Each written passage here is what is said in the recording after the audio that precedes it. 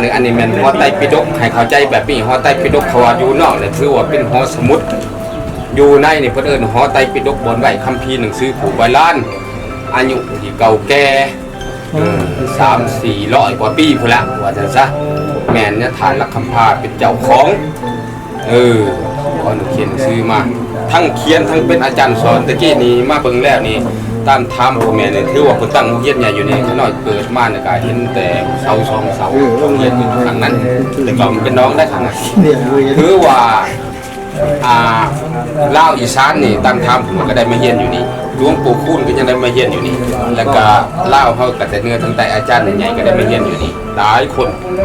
นี่พอว่าแต่ก่อนนี่บ่มีโรงเรียนมีดอกคือว่าบอนไว้คำพินซื้อผูกบรรดาอายุที่เก่าลงจากสงครามปี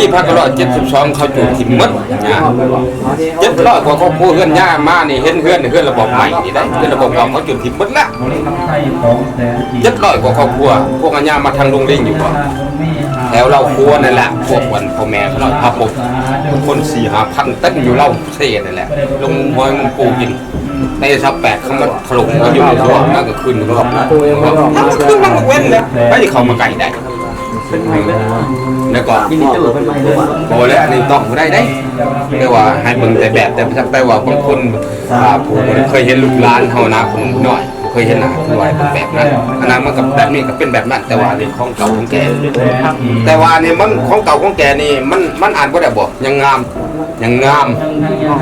เพราะแต่ว่าหักษาไว้จะแท้อันนี้มาทั้งรัฐมนตรีกระทรวงวัฒนธรรมมากวดกล้าอะไรก่อน20 กว่าปีนี่คือว่าเรียกว่าเวลาได้จดไว้แบบนี้มีจักฟูมียังแน่นี่นะนี่คือประเทศนั่นนี่ปฐมปัสนานี่นะเขาก็รู้จักว่ายังนี่นะแต่ว่าอาจารย์ใหญ่คนรู้มี4ผู้ครบนี่เด้คนเขียนปีมันก็ร้อยเท่านั้นเรื่องนั้นนะมากวดนั่นเป็นนี่แหละเอา